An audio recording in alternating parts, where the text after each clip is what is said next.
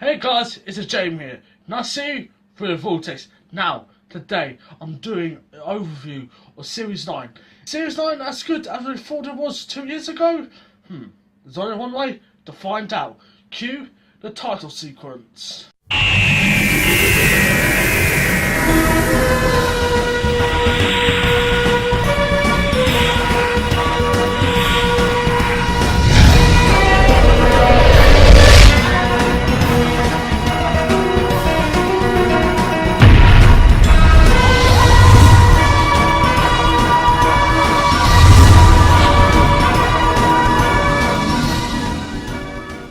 So guys, I'm doing a review of each episode, short and sweet, so this episode could be not so long. First of all, we got The Magician's Apprentice and The Witch's Familiar. It's a two-part Dalek story that features also Missy and Davros.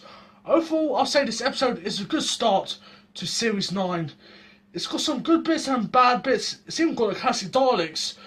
Well, they feature more in this than Asylum of the Daleks, and they didn't feature a lot in that. So, I don't know why they can't just have the classic Daleks as the main Daleks and get rid of the new Time War Daleks that have been out for like 10 years now. I mean, there's nothing really different about them. You can easily have the classic Daleks in it, but I'm going on this episode too long. But there's one thing I have to say that they introduced in this episode that I hate so much. They introduce the sonic glasses. And yes, I know this isn't the one that looks like in episode, but I got a limited budget, so these are the glasses I had. And I really hate them. The sonic shades, they don't look good. I don't know why they couldn't just kept this. This is a good one. Or they can introduce this much earlier. And I really like this. I think it's one of my favourite screwdrivers. So, yeah. So, the top score. So, the score I give Magician's Apprentice and The Witch's Familiar is a 7 out of 10. So guys, next story is Under the Lake and Before the Flood. This is a ghost story that, like usual Doctor Who episodes that feature the supernatural, in the end doesn't turn out to be the supernatural. So, yeah, that's one hinder to this. But overall, both episodes are good laugh, good scares sometimes, and I say this is one of the good two parts for the whole series. So overall, for both parts of Under the Lake and Before the Flood, I give it an 8 out of 10. So guys, the next two parts we got is The Girl Who Died and The Woman Who Lived. And Maisie Williams is in it, if that's how you say her name. Sorry if it's not how you say her name. But that's all you can really say about this two part. It's not even a two part really, it's just got her character in it both times. It would have been better if it had the girl who died staying here and then the woman who lived a few more episodes in, so it gives kind of stretch because it's not really a two-part and it's not even that good. The girl who died was not that good, but the woman who lived is a little bit better, but not that much. So overall, I give the girl who died and the woman who lived a, let's say, 6.5 to be generous. And guys, the next story we're looking at is the two-part that continues from the Day of the Doctor, the Zygon Invasion and the Zygon Inversion. I really like the story. Both parts are really good. Even the anti-war speech the Doctor says at the end of the second part. But there's one bit of the anti-war speech I don't like. That game show host thing. They really ruined it. And that's what you can say about the whole Series 9. The Doctor's a little bit too comedic. Too 11th Doctor-ish.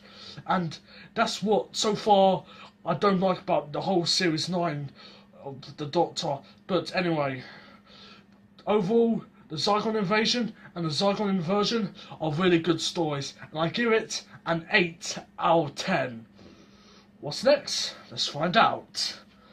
Next story is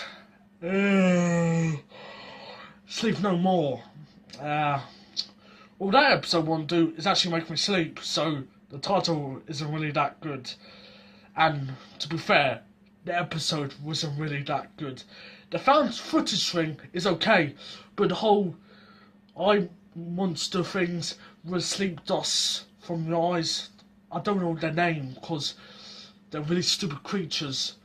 And we even saw them at a Dotty Festival when I went there for that week the episode was released. And the monsters look good there, but the whole episode isn't really that good. Overall, I give Sleep No More a 3. Now wait a minute. Let's say a 4.5 out of 10. And I'm being generous. Now guys, I think you know what episode I'm going to talk about now. It's the episode Face the Raven. Clara's, spoiler alert, death. And if only she stayed dead. Overall, I say this episode was good. It was okay. The Face the Raven bit, all was good, but the end bit, after Clara died and the way the Doctor acted, you can see a little bit of the Valeyard in him. The Valeyard. Isn't he supposed to be appearing soon after the 12th Doctor?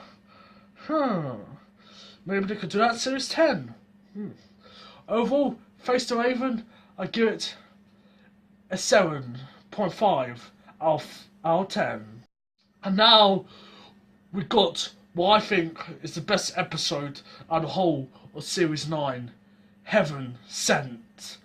The Doctor's alone. Clara's just died, and he's facing his greatest threat. And I think this episode is really good.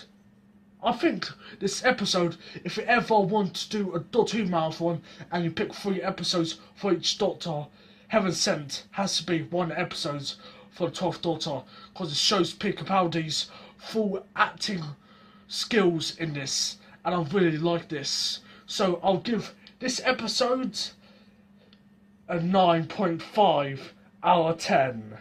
So guys, time to talk about the Christmas special, The Husbands of... Wait, what? There's another episode? Hellbent?